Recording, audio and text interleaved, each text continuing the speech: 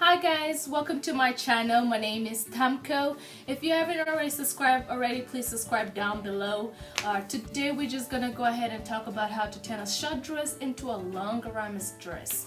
So girls, I do know that you guys sometimes go to the store and get a dress and know that you guys cannot fit in, but you still get it because you just love it. So I did have this dress that I bought at H&M and I really liked it, but it was too short for me to wear. But I still got it anyway. I mean, who be in that shoe?